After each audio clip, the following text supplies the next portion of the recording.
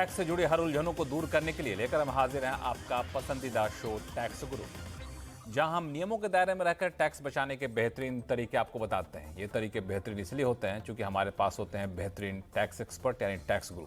नमस्कार, मैं हूं लक्ष्मण राय और हमारे साथ इस बार के टैक्स एक्सपर्ट हैं जाने माने टैक्स एक्सपर्ट शरद कोहली साहब। सर, आपका स्वागत है हमारे शो में। और कोहली साहब आम टैक्स पेयर्स के लिए और जो लग्जरी आइटम के शौकीन हैं उनके लिए भी बहुत सारी चीज़ें लेकर के आए हैं अपने पिटारे में। तो बता दूं कि इस बार शो में आपको ऐसी ऐसी बातें बताने वाला हूं। मिसाल के तौर पर 10 लाख रुपए से ज़्यादा कीमत के लग्जरी प्रोडक्ट आप खरीद रहे हैं तो उस पर लगेगा टैक्स। अगर आपकी विदेशों में हो रही है कमाई तो कैसे घटाएं टैक्स की देनदारी, और अगर बेचा है पुश्तैनी जमीन तो क्या देना होगा इनकम टैक्स। ये सारे सवाल ऐसे हैं जो आम टैक्स पेयर्स हों या फिर खास टैक्स पेयर्स हों, सबके जहन में रहता है। तो शुरुआत में जरा खास टैक्स पेयर से कर लूँ, जो शौकीन ऐसे होते हैं कि बड़े बड़े खर्च करते हैं, मोटे खर्च करते हैं। 10 लाख रुपए से ज़्यादा की कार तो अमूमन लोग खरीद लेते थे, अब 10 लाख रुपए से ज़्यादा की घड़ियाँ लोग खरीदते हैं, 10 लाख रुपए से ज़्यादा कई और आइटम खरीदते हैं। तो पता है, अब ये आइटम खरीदने जाएंगे आप ना तो उस पर आपको टैक्स देना पड़ेगा, जिसको तकनीकी भाषा में TCS कहते हैं। ये क्या है माजरा, कोहली साहब से समझ लेते हैं क्योंकि नियम कुछ नया आया है। क्यों? बिल्कुल लक्ष्मण, और आपने बड़े अच्छे दो शब्द इस्तेमाल किए, आम और खास। तो जो टैक्स पेयर रिटर्न फाइल करते हैं आम की, पर आयकर विभाग को लगता है एक खास है। खास है तो वो अभी तक आपने बिल्कुल ठीक कहा, कार जब आप लेते थे 10 लाख से ऊपर की तो उस पर जो सेलर होता था वो 1% TCS काटता था। अब सरकार को लगा कि 10 लाख का खर्चा खाली कार पे नहीं होता है, लोग तो आजकल आप किसी लग्जरी मॉल में चले जाएं, उसमें चले जाएं तो लोग बड़े बड़े सामान खरीदते हैं। उदाहरण के तौर पर रिस्ट वॉचेस हैं, लेडीज़ बैग्स हैं, मैं अब ब्रांड्स के नाम तो नहीं लूँगा उनको फ्री में एडवर्टाइजमेंट देने के लिए। उसके अलावा याचेस हैं, जिनको यॉट्स भी बोला जाता है, जो लग्जरी क्रूज़ होते हैं, आपने देखा होगा छोटी सी बोट होती है जिसमें सारी सुविधा होती है। और जाएं हम तो सन ग्लासेस हैं, आपको हैरानी होगी बहुत सारे सन ग्लासेस 10-10 लाख रुपए से ऊपर के भी आते हैं। और होम थिएटर सिस्टम है, हॉर्स रेस के घोड़े हैं लक्ष्मण, और इस टाइप की जो चीज़ें हैं जो कि आप आम खरीदते हैं, बस 10 लाख से ऊपर इनकी कीमत बैठ जाती है। आप खरीदते से मेरा मतलब वो लोग खरीदते हैं या तो जो इसको अफोर्ड कर सकते हैं, या वो लोग खरीदते हैं जो इसको खरीद लेते हैं पर उनको लगता है कि आयकर उनको नोटिस नहीं कर रहा है। तो सरकार ने इसको रेडार पे लाने के लिए अब 1% TCS कर दिया। तो TCS का मैं प्रोसीजर फिर से जिन लोगों को भूल गया है बता दूं कि सेलर इस पर काटता है। यानी कि अगर मान लीजिए 11 लाख रुपए का आपने कोई लेडीज बैग खरीदा है, मैं उदाहरण ले रहा हूं, तो उस पर जो बेचने वाला आपसे 1% टैक्स ले लेगा एक्स्ट्रा। अब वो 1% टैक्स आपके पैन में आ जाएगा। आप उसको अपने रिटर्न फाइल करते टाइम अगर लागू नहीं हो रहा है तो आप उसको वापस ले सकते हैं, क्लेम कर सकते हैं। अब आप कह सकते हैं कि भाई अगर वापस ही देना है तो भाई लेने का क्या है। तो सरकार इन ट्रांजैक्शंस को रेडार पे लाना चाहती है कि कौन वो ऐसे लोग हैं जो 10-10 लाख रुपए के sun glasses, wrist watches, hand bags, घोड़े, होम थिएटर वगैरह सामान खरीद रहे हैं। तो सरकार जानना चाहती है कि कौन ऐसे लोग हैं, और इसको रेडार में लाके अंततः जब वो अपनी रिटर्न फाइल करेंगे या जब वो अपना ब्यौरा देंगे तो उनको जवाबदेही करनी पड़ेगी। लेकिन मेरा ये सवाल ये है कि जब लोग टैक्स रिटर्न फाइल करके वापस ले ही लेते हैं तो क्या ऐसा लगता है इनकम टैक्स विभाग को कि ये जो खर्च करने वाले लोग हैं ये लोग बताते नहीं थे, छुपाते थे, इसलिए इनको TCS के जरिए रडार पे लाओ? देखिए लक्ष्मण, वैसे ये खर्च है, पर क्या होता है आपकी आय से आपका खर्च अगर मिसमैच कर रहा है। अब मैं उदाहरण ले लेता हूँ, मान लीजिए कोई अपनी इनकम ही 12 लाख दिखा रहा है, अब तो आजकल तो 12 लाख रुपए तक तो टैक्स नहीं है, और उसने 10 लाख रुपए का जो है एक लेडीज बैग खरीद लिया या सन ग्लासेस या रिस्ट वॉच खरीद ली। अब आप मुझे बताइए, जो 12 लाख कमा रहा है वो 10 लाख रुपए का या 11 लाख रुपए की रिस्ट वॉच खरीद रहा है, तो ये तो बड़ी मतलब मिसमैच की परिस्थिति हो गई। तो इस चीज को चेक करने के लिए कि आपके इनकम प्रोफाइल से आपका खर्च मैच करता है कि नहीं, सरकार ने इसको रेडार में लाया। तो अब सरकार को पता लग जाएगा, आयकर विभाग को, कि कौन लोग हैं जिन्होंने महंगी सामान खरीदी। और बड़ा आसान काम है लक्ष्मण, उनकी इनकम देख लीजिए।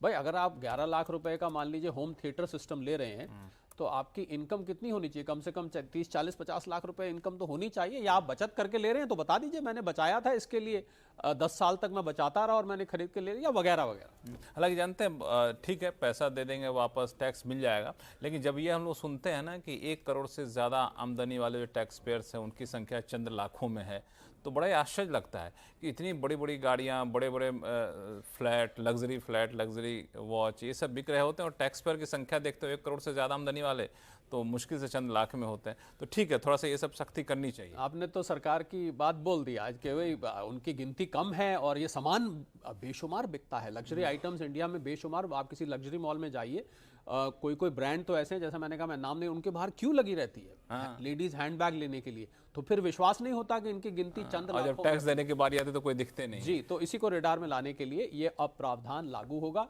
और इमीडिएटली लागू होगा। तो जो लोग भी खरीदने जा रहे हैं वो 1% टीसीएस के लिए तैयार हो जाएं, और तैयार हो जाएं मतलब अपनी इनकम प्रोफाइल से उसको मैच करके भी दिखा दें। बिल्कुल, ये बहुत ही सही जानकारी आपने दी। और जब बड़े लोग ज़्यादा टैक्स चुकाएंगे तो छोटे लोगों को राहत मिली जाएगी आज न कल, ये भी एक फ़ायदा होता है। बिल्कुल, ज़्यादा टैक्स आता ही बड़े टैक्स पेयर्स। हाँ, तो चलिए अब शुरू करते हैं वापस से सवाल जवाब का सिलसिला। चलते हैं नई दिल्ली, जहाँ से अमित कुमार जी हमारे साथ फोन लाइन पर जुड़ चुके हैं। अमित जी नमस्कार। लक्ष्मण जी और कोहली जी को नमस्कार और जी, धन्यवाद नमस्कार, सवाल लेने के लिए। धन्यवाद। सर, मेरे पिताजी ने अगस्त 2023 में 23 में एक रेजिडेंशियल प्लॉट बेचा था, और जब हमने जुलाई 24 में रिटर्न फाइल की। हेलो, हाँ सुन लो, आवाज आ रही है, बताइए। हाँ, तो जब जुलाई 24 में जब रिटर्न फाइल की तो वो कैपिटल गेन अकाउंट, एक अकाउंट खुलवा के बैंक में उसमें पैसे जमा करा दिए ताकि आगे हम उसको हाउस परचेज कर सकते हैं।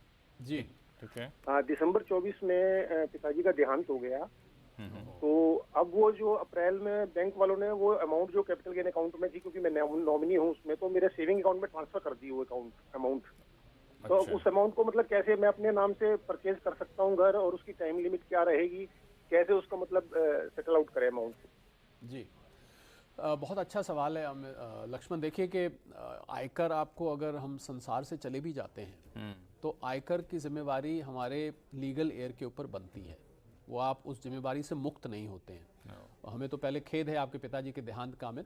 तो इसमें जब पैसा आपके अकाउंट में आया, जो कैपिटल गेन अकाउंट स्कीम आपने खुलवाया, तो जो उनकी रिटर्न होगी, हमें ध्यान दीजिएगा इस बात पे, उनकी रिटर्न को आपको as a legal representative file करना पड़ेगा। उसको हम रिप्रेजेंटेटिव कैपेसिटी में रिटर्न फाइल करना कहते हैं। तो जो जिम्मेवारी उनकी थी प्रॉपर्टी में निवेश करने की, वो जिम्मेवारी अब रिप्रेजेंटेटिव की बन जाती है, यानी कि आपकी बन जाती है। तो मेरी सलाह है, आप जो तारीख बता रहे थे मैं ध्यान से सुन रहा था, अगस्त 23 में आपने लिया है, तो 2 साल के अंदर आपको इस पैसे को परचेज के लिए इस्तेमाल करना है किसी दूसरी प्रॉपर्टी के, जिससे कि कैपिटल गेन ना लगे, या 3 साल के अंदर यानी कि अगस्त 26 तक आपको कंस्ट्रक्ट करनी है। तो मैं आपको सलाह ये दूंगा कि अगर पिताजी का account capital gain account scheme बंद भी हो गया है तो आप अपना खुलवा के उसमें इसको डाल लें, और जब भी आप इसको निवेश करेंगे वो पिताजी की जो आप रिटर्न फाइल करेंगे उसमें उसी तरीके से दिखाएंगे कि अगर आज वो होते तो इसको किस तरीके से वो रिटर्न में दिखाते। अमित जी, कोई कंफ्यूजन? नहीं, मतलब मेरे सेविंग में अकाउंट में भी पैसे उन्होंने बैंक वालों ने डाले हैं, तो मैं कैपिटल गेन अकाउंट दूसरा खुलवा के उसमें पैसे ट्रांसफर करूं पहले? जी बिल्कुल, आप दूसरा खुलवा के, और क्योंकि रिटर्न आप पिताजी की फाइल करेंगे एज ए लीगल रिप्रेजेंटेटिव, तो आप उस पैसे को वहीं से निवेश करके और उसमें एग्जेम्पशन सेक्शन 54F में क्लेम करेंगे। चलिए, अगर कोई कंफ्यूजन हो तो फिर से लिखिएगा टैक्स गुरु को। टैक्स गुरु आपको बाकी उलझन अगर होगी तो दूर कर देंगे। वैसे बहुत ही आसान भाषा में समझा दिया कोहली साहब ने। अब चलते हैं गाजियाबाद, जहां से शंकर ऋषि जी हमारे साथ फोन लाइन पर जुड़ चुके हैं। शंकर साहब नमस्कार। नमस्कार सर। नमस्कार। आपका नाम क्या? शंकर ऋषिकेश? नमस्कार जी, नमस्कार। सॉरी, आपका पूरा नाम क्या है? ऋषिकेश। ऋषिकेश, अच्छा। वो मैंने कहा ऋषिकेश से हैं कि गाजियाबाद से हैं, तो पता चला नाम ही ऋषिकेश है। चलिए, बहुत अच्छा नाम है। बताएं। नाम ही ऋषिकेश है। अच्छा, शंकर भी हैं, ऋषिकेश भी हैं, बहुत बढ़िया। बताएं क्या उलझन है आपकी? जी, एक गांव में एक पैटर्नल प्रॉपर्टी था जो बाप दादा के नाम पे था, और बंटवारा में वो पेपर पे लिखा हुआ था पिताजी के नाम पे, जिसको अभी हाल ही में बेचा है। तो लैंड जो है एग्रीकल्चर लैंड है, जो अभी पिताजी के नाम पे भी नहीं है, लेकिन बिकने के बाद वो जो खरीदा है उससे वो पैसे मेरे अकाउंट में ट्रांसफर कर दिए, यानी सन के अकाउंट में, बेटे के नाम पे। जी, तो मेरा जानना है कि वो एग्रीकल्चर लैंड पे ऐसे लॉजिकली टैक्स नहीं लगना चाहिए, लेकिन फिर भी मैं सोच रहा था एक बार पता कर लूं ये कैसे ये टैक्स में आएगा या नहीं आएगा। बहुत अच्छा केस है ये। कई लोग हैं जो ऐसे पुश्तैनी जमीन बेचते हैं और फिर उनके बच्चों के खाते में पैसे आ जाते हैं। तो शंकर जी, इसमें 2 बातें का ध्यान रखना है आपने। पहला तो ये कि ये पहले टेस्ट करिए एग्रीकल्चर लैंड है भी कि नहीं। हालांकि एग्रीकल्चर लैंड है, पर आयकर में इसको एग्रीकल्चर लैंड मानने के लिए कुछ पैमाने दिए गए हैं। अगर वो किसी ऐसी जगह से है जहां 10,000 की आबादी है और 10,000 और 1 लाख तक की आबादी है म्यूनिसिपल लिमिट, तो उससे 2 किलोमीटर के रेंज में रेंज तक ये चल जाएगी। उसके बाद अगर आप आबादी 1 लाख से बढ़कर 10 लाख तक है तो फिर ये रेंज 6 किलोमीटर हो जाती है। 10 लाख से ऊपर की आबादी है तो फिर ये रेंज 8 किलोमीटर हो जाती है। तो पहले तो आप देखिए कि म्युनिसिपल लिमिट्स जिसको हम कहते हैं उसके इस दायरे में तो नहीं आ रही है, क्योंकि अगर आ रही है तो फिर ये agriculture land capital gain purposes से यानी कि बेचने के पर्पसेज से वो नहीं बनेगी। अगर ये आ रही है वाकई में एग्रीकल्चर लैंड है तो कोई दिक्कत नहीं है, तो आपके अकाउंट में, क्योंकि एग्रीकल्चर लैंड अगर है तो उस पर कोई टैक्स नहीं होता है।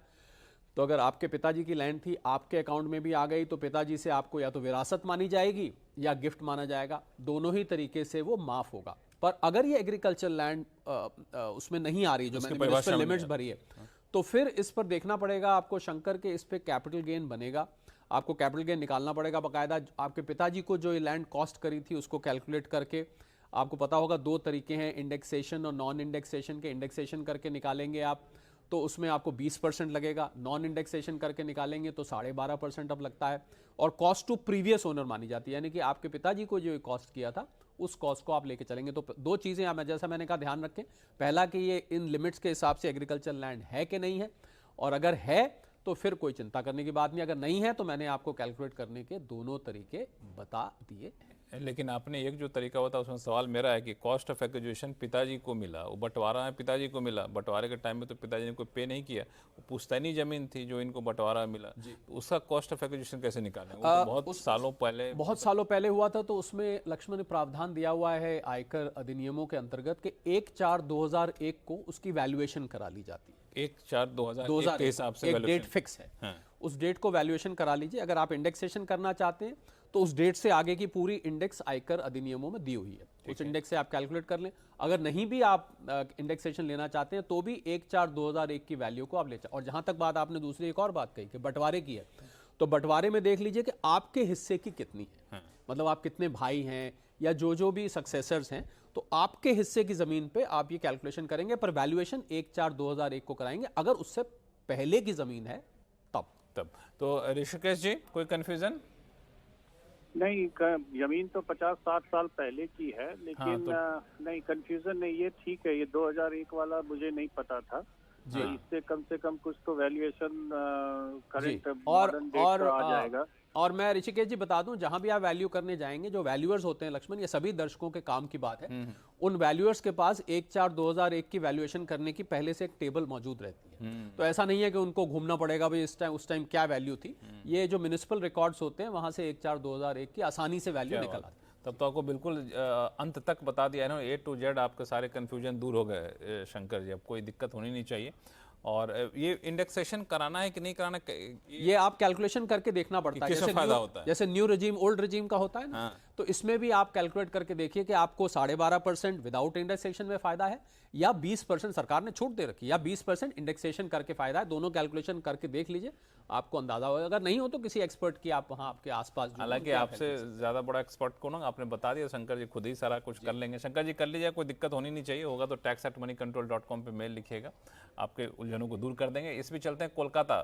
प्रसाद भट्टाचार्य साहब हमारे साथ फोन लाइन पर जुड़ चुके हैं। भट्टाचार्य साहब नमस्कार। नमस्कार सर, नमस्कार। नमस्कार, बताया जाए क्या? प्रोग्राम बहुत इंफॉर्मेटिव होता है, बहुत अच्छा लगता है, एंजॉय इट।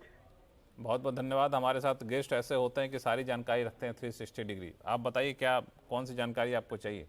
हाँ सर, हमारा सोसाइटी में अराउंड 200 फ्लैट्स है।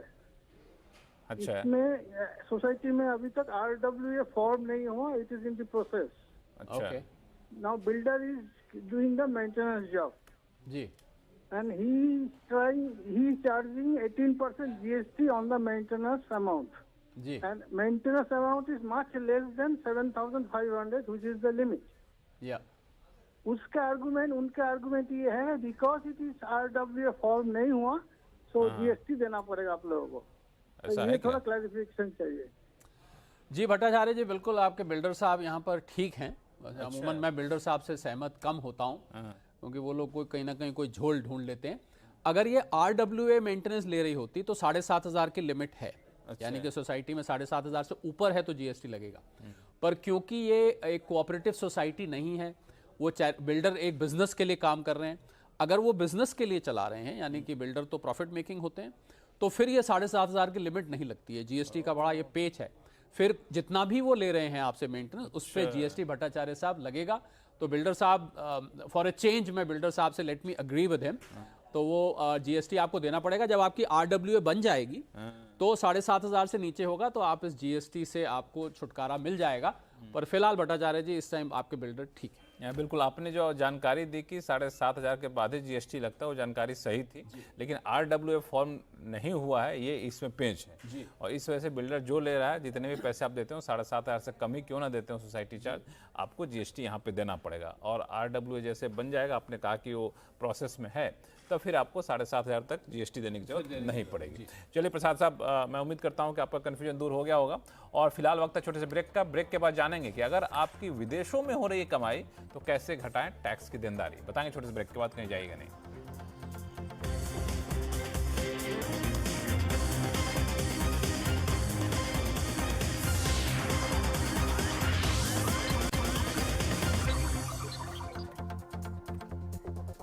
ब्रेक के बाद एक बार फिर से आपका स्वागत है। आप देख रहे हैं टैक्स गुरु और आपके सवालों का जवाब देने के लिए हमारे साथ बने हुए हैं जाने माने टैक्स एक्सपर्ट शरद कोहली साहब।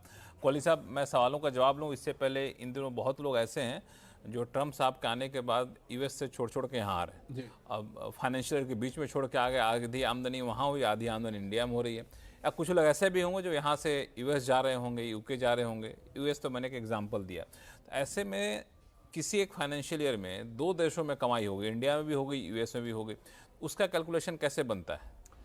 आपने जो 2 कैटेगरी लक्ष्मण बताई, उसमें मैं तीसरी कैटेगरी जोड़ा। अच्छा, एक और कैटेगरी कि यहीं बैठे हुए हैं, यहाँ भी कमा रहे हैं और वहां पर कुछ शेयर्स में निवेश किया हुआ है, वहां भी कमा रहे हैं। अच्छा, अब वो इनकम, वो लोग भी सुन लीजिए जी। तो नियम के हिसाब से तो आपको वहां की इनकम पे भी यहाँ टैक्स देना होता है, उधर यूएस में भी टैक्स कट जाता है या देना पड़ता है।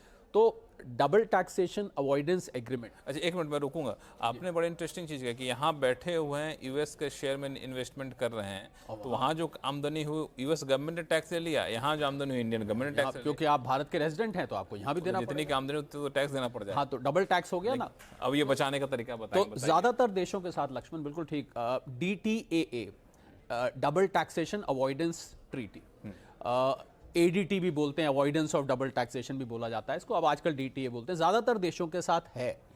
और लोग, होता क्या है, मैंने इसलिए आज इस मुद्दे को हमने सोचा कि इस पर आज टच करा जाए, क्योंकि लोग उसको समझते हैं बड़ा एक कॉम्प्लिकेटेड डॉक्यूमेंट, ज़्यादातर सारी ऑनलाइन अवेलेबल है, उसको आप पढ़ें तो उसमें आर्टिकल्स होते हैं, अलग अलग इनकम कैटेगरी जी होती है, कैपिटल गेंस की, पर वो इतनी मुश्किल होती नहीं है। हमारा तो काम टैक्स गुरु में आपके लिए आसान भाषा में आसान करना। तो आप उसको पढ़ेंगे तो आपको साफ तौर पर, मान लीजिए सैलरी इनकम है या शेयर से इनकम है, डिविडेंड से इनकम है, तो डबल टैक्स को अवॉइड करने के लिए तो इसमें करना क्या है कि आपका, अगर मान लीजिए यूएस में टैक्स कट गया है और भारत में आप बैठे हैं, भारत में भी डिक्लेयर करनी जरूरी है, तो आप क्या करें कि भारत पे, उस पे जब टैक्स कैलकुलेट करेंगे, अब ये ध्यान देने वाली बात है, पहला टैक्स भारत का बनता है, यानी कि जब जिस कंट्री में आप रिसाइड कर रहे हैं, मैं वहां उदाहरण वो लेके चल रहा हूं, तो पहला टैक्स आपका यहां बनेगा, आप यहां उस पर टैक्स कैलकुलेट करेंगे, जो भी उस पर टैक्स बनता है उसमें से वो टैक्स आप घटा देंगे जो आपने यूएस में दिया है। अच्छा, तो आपका जो डबल टैक्स जा रहा है वो नहीं जाएगा। पर इसमें एक चीज़ का ध्यान रखना है, हालांकि DTA में दिया होता है कि कभी ऐसा नहीं हो सकता कि यहाँ तो मैंने 30% दिया, वहाँ मैंने 40% दिया, तो मैं 10% का रिफंड ले लूँगा, ये नहीं होगा। आपका यहाँ का 30% बच जाएगा, जो वहाँ 10% फालतू गया वो गया, वो कोई दिक्कत नहीं है। पर आपका मेन बात यह है कि एक ही इनकम पर 2 बार 2 देशों में टैक्स ना लगने के लिए ही DTA बना जाती है। तो मैं सभी हमारे दर्शकों को ये रिक्वेस्ट करना चाहूँगा कि जब भी ऐसा हो तो आप DTA को ऑनलाइन खंगाल कर एक बार पढ़ें, आपको साफ तौर पे वहाँ रिलीफ दिखेगा, और उस रिलीफ को ज़रूर लें। बहुत सारे लोग डबल टैक्स दे देते हैं, उसकी परवाह नहीं करते, पैसा बर्बाद हो जाता है। तो आज ये पैसा बचाने के लिए ही इस मुद्दे को मैंने उठाया। अच्छा, एक एग्जाम्पल और जो मैंने आपको दिया था कि मान लिया कोई 6 महीने काम कर लिया यूएस में, 6 महीने काम कर रहा है इंडिया में, तो उसका टैक्स कैलकुलेशन कैसे करेगा? तो अगर वो इंडिया का रेजिडेंट है, मतलब 182-83 दिन इंडिया में रह रहा है, तो नियम कहता है कि आपकी विदेश की आय भी भारत में टैक्सेबल हो जाती है। यूएस में जो टैक्स देंगे और यूएस में जो टैक्स देंगे और जो यहाँ टैक्स देंगे, तो इंडिया में भी डिक्लेयर करना है यूएस वाली सैलरी और इंडिया में इंडिया वाली सैलरी। अच्छा। तो फिर वही नियम जो अभी मैंने बताया, यानी कि उस पे आप इंडिया में पहले टैक्स कैलकुलेट करिए उस सैलरी पे पर, और जो आपने यूएस में टैक्स दिया है उसको उसमें से घटा दीजिए। अब एक इसमें सिचुएशन और, क्योंकि कुछ देश ऐसे हैं लक्ष्मण जिनके साथ हमारी DTAA नहीं, तो सरकार ने इस बात को एंटिसिपेट करके एक सेक्शन 91 आयकर अधिनियमों के अंतर्गत दिया हुआ है कि अगर किसी देश के साथ हमारी DTAA नहीं है तो ऐसे में भी आप रिलीफ ले सकते हैं। यानी कि आपने दूसरे देश में जो टैक्स दिया है उस टैक्स को आप अपने देश के दिए हुए टैक्स से घटा सकते हैं। तो सेक्शन 91 या DTA दोनों ही आपके हक में है, आपके हित में है, इसका जरूर लाभ उठाना चाहिए। लेकिन ईमानदार टैक्स पे के लिए सरकार ने बहुत कुछ इंतजाम कर रखा है। बहुत कुछ करा, पर ज्यादातर लोग जानकारी नहीं रखते हैं, उसकी वजह से उनका वो है ना। तो आप देखिए टैक्स गुरु, आपको जानकारी मिलेगी, कोई नुकसान होगा नहीं। चलते हैं लखनऊ, अनिल कुमार जी हमारे साथ फोन लाइन पर जुड़ चुके हैं। अनिल जी नमस्कार, बताया जाए क्या उलझन है? नमस्कार लक्ष्मण जी। नमस्कार। नमस्कार। मेरा शरद कोहली जी को बहुत बहुत नमस्ते। नमस्ते जी, थैंक यू जी। मैं टैक्स गुरु तब से देख रहा हूँ जब से लखोटिया जी आते थे, स्वर्गीय लखोटिया जी, तब से देख रहा हूँ जी, और बहुत बड़ा फैन हूँ आपके प्रोग्राम का। चलिए, बहुत बहुत धन्यवाद, लंबे समय से हमारे दर्शक बने हुए इसके लिए। जी, मेरे एक क्वेरी है कि मेरी पत्नी ने एक फ्लैट बुक कराया था अंसल में, लखनऊ में जी, लेकिन वो फ्लैट नहीं दिया उन लोगों ने, तो फिर रेरा कोर्ट गए थे जी, वहां से ऑर्डर हो गए उसके मूल प्लस कंपेंसेशन के 9.5% प्लस 1% रेट पे, जी, लेकिन तब भी उन्होंने नहीं दिया। फिर मुझे एक लॉयर हायर करना पड़ा जिसने रेवेन्यू टाइप रिकवरी करी। जी, तो मूल प्लस 3,96,000 कंपेंसेशन मिला मुझे, जी, मेरी पत्नी को मिला। तो 1 लाख रुपए उसमें से वकील को फीस की दी, ऑनलाइन पेमेंट है जी। अब मैं जानना ये चाहता हूँ कि पहली चीज तो ये इनकम टैक्स ITR में कैसे दिखाएंगे, और क्या वकील की जो फीस है उसको हम इसको कहीं डिडक्ट कर सकते हैं इसमें से? बड़ा इंटरेस्टिंग सवाल है लक्ष्मण। पहले तो आपको बधाई हो बहुत बहुत कि आपके पैसे वापस आ गए, जो कि अमूमन देखने को नहीं मिलता है। आपने रिकवर कर लिया और लैंड रिकवरी की तरह रिकवर हुए। देखिए, इसमें लक्ष्मण दो मत आते हैं। एक मत तो कहता है कि जो कॉम्पनसेशन ये मिलता है ये पूरी तरह से माफ है, कैपिटल रिसीट है और ये आपका ही दिया हुआ पैसा आपको वापस आया, वहां तो टैक्स लगने का सवाल नहीं होता। पर अगर फालतू पैसा आया है, दूसरा मत ये कहता है, लक्ष्मण ध्यान दीजिएगा और ये भी ध्यान दें कि फालतू आया है तो वो टैक्सेबल होता है। वकील की फीस इसमें से घटाई नहीं जाती है, क्योंकि वकील की फीस घटाने का कोई ऐसा प्रोविजन नहीं है। पर अगर आपको पैसा एक्स्ट्रा आया है तो ये आपकी इनकम फ्रॉम अदर सोर्सेस में दिखाया जाएगा। पर जैसा मैंने कहा, कुछ रूलिंग्स कोर्ट की हैं जो कहती हैं कि कॉम्पनसेशन पूरी तरह से माफ है। पर मैं आपको सलाह ये दूंगा कि अगर फालतू पैसा आया है, मतलब जो आपका लगा था उसके अलावा आया है, तो वो इनकम फ्रॉम अदर सोर्सेज होना चाहिए और वो आप अपनी रिटर्न में IFS जो शेड्यूल होता है उसमें दिखाएं। वकील की फीस जो है बदकिस्मती से इसमें से माफ नहीं हो पाएगी। चलिए, तो ये बिल्कुल क्लियर है। ये हाँ जी, ITR आप अगर सैलरी से हैं तो ITR 1 या ITR 2, अगर आपकी कैपिटल गेन इनकम है तो ITR 2, और अगर आपकी बिजनेस इनकम है तो ITR 3। ये तो आपकी इनकम की कैटेगरी पर डिपेंड करेगा कि आपकी कैसे इनकम है। चलिए, मुंबई चलते हैं, एक आखिरी सवाल लेते हैं, समय कम है। मुकेश सिन्हा साहब का, जो कि फोन लाइन पे जुड़ चुके हैं। मुकेश जी, फटाफट सवाल बताएं सर। एक फ्लैट जिसमें मैं रहता था वो बिल्डिंग रीडेवलपमेंट में चली गई है। हमें बिल्डर हर महीने किराया देता है जी। वो किराया क्या हम एडिशनल इनकम मानी जाए? क्योंकि मेरे पास दूसरा फ्लैट भी है, मैं बच्चों के साथ में रहता हूँ अब जी। तो मैं किराया तो पे नहीं कर रहा हूँ, लेकिन वो इनकम मेरी हो रही है। जी देखिए सिन्हा साहब, क्योंकि समय कम है, वैसे तो ये किराया माफ होना चाहिए क्योंकि आपको इनकन्वीनियंस के लिए दिया जा रहा है।